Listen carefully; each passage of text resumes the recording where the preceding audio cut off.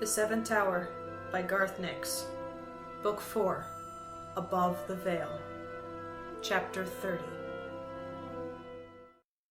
No air for us, no light for Adras, muttered Crow. It's better than getting killed by spirit shadows, Tal retorted. Besides, we only have to wait till they're gone. We might be dead by then, said Crow. How will we know when they do go, anyway? Lokar said something both boys missed. They leaned down at the same time to hear better and cracked their heads. Doc! Swore Crow. He snatched the keystone back and said, Be more careful! Tal raised his sunstone for a second, then thought better of it. He didn't want Crow to have the keystone, but there wasn't much he can do about it now. What was that? Crow asked Lokar. Tal leaned forward again, more carefully. You both need to save your breath, said Lokar. As far as I can tell from in here, Tal has made this veil too well. What do you mean? Asked Tal. Not only is it too solid, said Lokar, I doubt that you can unthread it. You'll have to wait till it frays of its own accord. Tal and Crow looked at each other. Words seemed at the tips of their tongues, but neither spoke.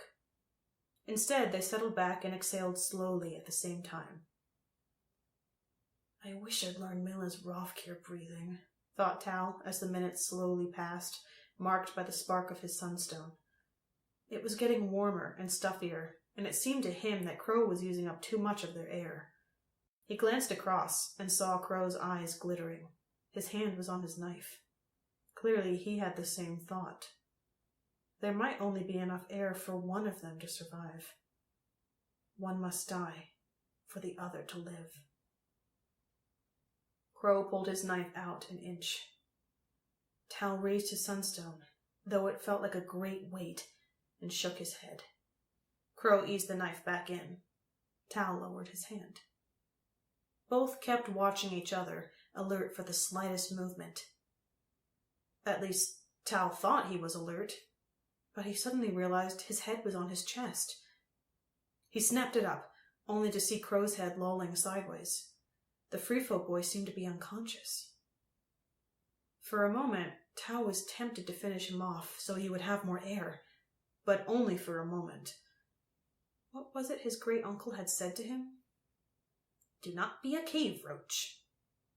It would be a cave roach thing to do, to kill Crow for a few breaths that might not even be enough anyway. Instead, Tal feebly pressed at the dark veil. As before, his finger bounced off it.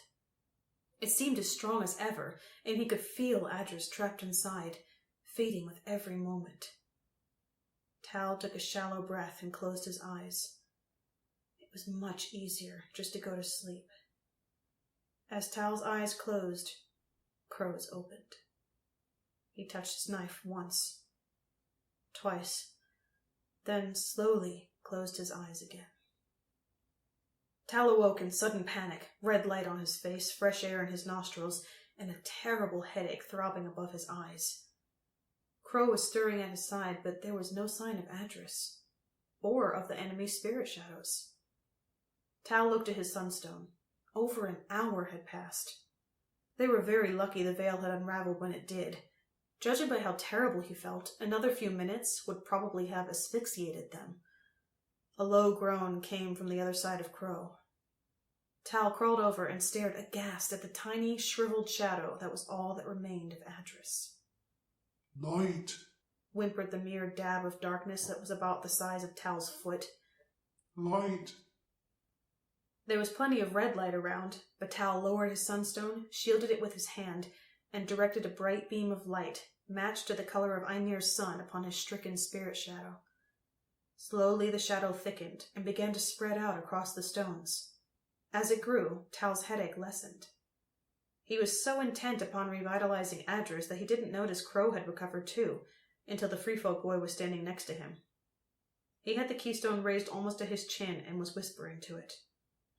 Lokar says there is a secret stair that starts 2 levels below, he said to Tal. Obviously he had decided to ignore what had gone on inside the miniature veil. If we can climb down to it, she can guide us through the traps. It comes out... He listened to the keystone again and continued, It comes out in a white corridor between Red 1 and Orange 7. It shouldn't be too hard to get from there to an underfolk stall, and then back to my domain. Tal nodded, though he secretly flinched at Crow calling any part of the castle his domain. If there was anything he had learned since his fall to the world outside, it was the importance of keeping his mouth shut, until the time was right.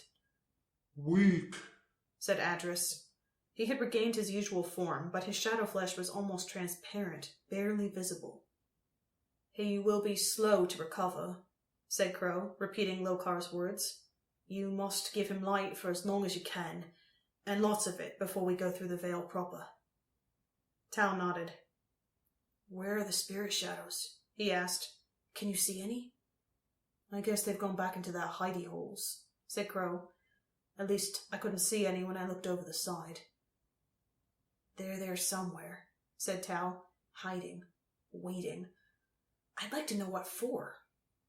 Crow shrugged. That was a problem for another time. He had what he'd come for. He tucked the keystone carefully into a slim leather pouch he wore on a chain around his neck. Come on, he said, as he carefully climbed over the railing. Stay close.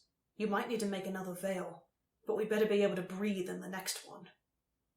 Tal watched Crow go over. He was more suspicious than ever about Crow. It was clear the Free Folk boy only wanted him around for what he could do. Crow hated the Chosen so much that he wouldn't hesitate to get rid of Tal if he thought he was of no more use. The worst thing about it, Tal thought sadly, was that he couldn't really blame Crow. He had a lot to hate the Chosen for.